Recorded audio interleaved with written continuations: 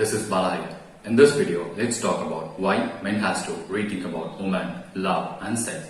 Throughout our life, we have been thinking the basic necessities of life are food, clothing and shelter.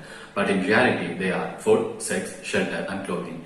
Based on the needs, these four can be categorized into two types, food and sex, shelter and clothing. The need for food and sex is due to the basic instincts. However, the need for clothing is due to the mark of civilization and shelter is due to the climatic conditions. Decoding food and sex further, food is enjoyed out open, but sex is not.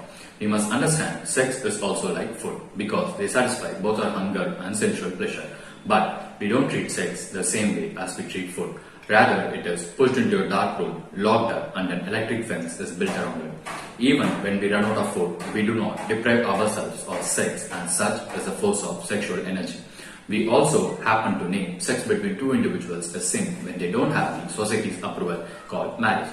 It's time we understand what is love and sex before we understand what is marriage. Love and sex, they are innate natural feelings without anyone inducing them.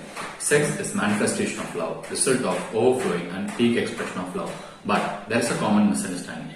Physical arousal to have sex is sometimes misunderstood as love. To get rid of this misunderstanding, children should be educated about health and sex. Every boy and girl should understand the meaning of sex before they commit the act. They should be taught about the chemical and emotional reactions that go with it. To help them be more aware, we must encourage an open culture when it comes to teaching sex.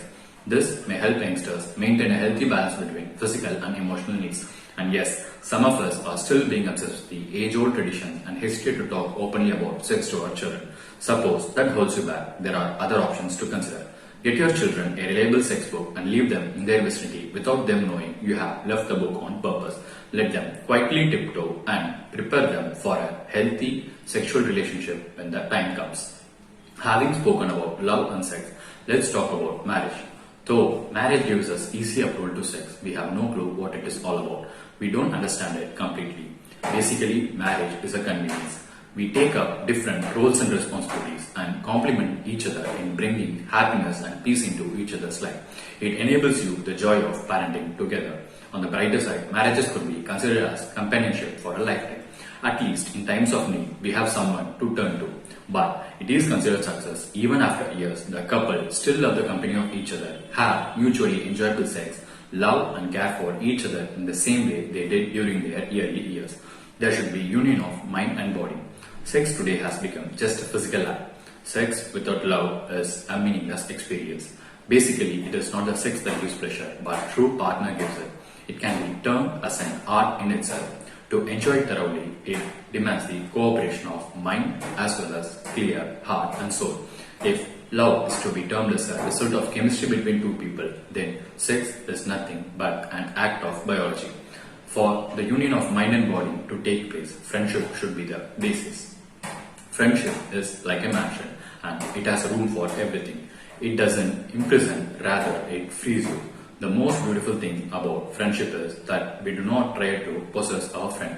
We treat him or her as an individual and not a possession, because only lifeless objects can be possessed, and this is how it should be in a husband and wife relationship.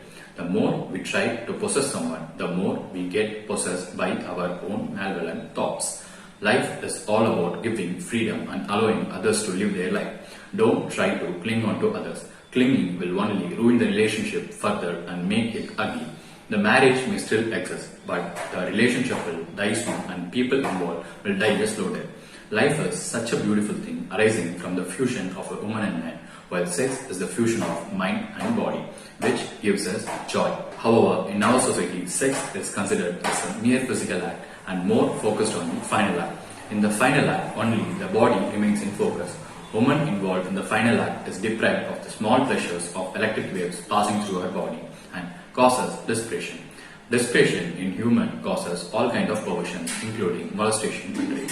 Irrespective of gender and relationship, sex always seems to be in the minds of people, which make them desperate to have sex at any point in time. Some camouflage their desperation with the word love. The moment you realize you do not want to have sex with someone, their love for you will vanish, and when not given consent for sex, it is forced upon through emotional or physical threats, and thus it becomes a dirty word.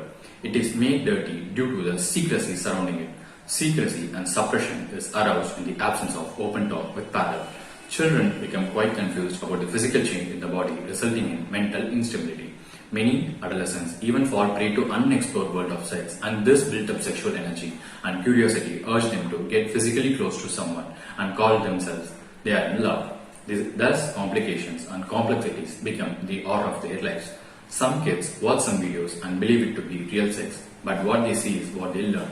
They do not realize that actors in the video are just acting and not involved in the real act or in mutual sharing of love and sex. It shows people take each other for granted and enjoy the act. Youngsters conclude wrongfully that sex need not be an expression of love and it is meant only for carnal pleasure. Let's talk about repercussions of treating sex a dirty word. Basically, psychology of the human mind is to be obsessed with that which is not able to get or know. The curious mind will never keep quiet until it learns what it has been withheld from. With technological advancements such as porn, youngsters find sex is a pleasurable act. They should understand extremity of love only should lead to sex. Love should happen first and then it should result in sex. In our society, it is vice versa. Internally, we start, but outwardly, we behave as if sex is not required at all. Needless to say, obsession in the long term causes perversion.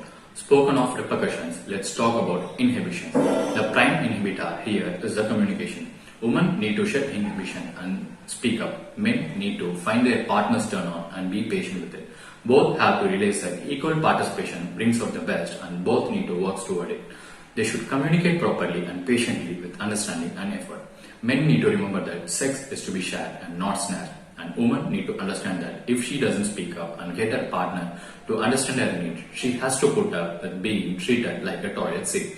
But somehow the male ego is always associated with sex. When a woman refuses to have sex with a man, his ego is hit. Nature has bestowed woman with an open hole into which the man inserts his organ whether she wants it or not.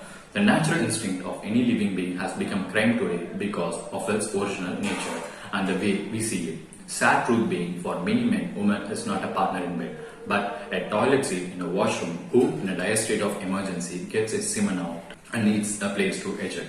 We should be ready to accept sex is as essential as food.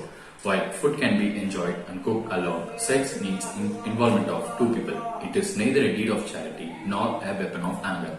Sex is a mutual bond arising out of love and not a mechanical process to result in a byproduct being a child. Men has to realize that most women do want orgasms. If people were more open and let themselves go during sex, their brains as well as their bodies, the world will be a better place.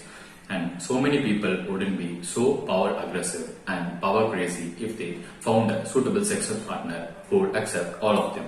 If people would free themselves of deep-rooted sex skill, they would spend more time becoming good lovers and wouldn't have so much time for revenge and war.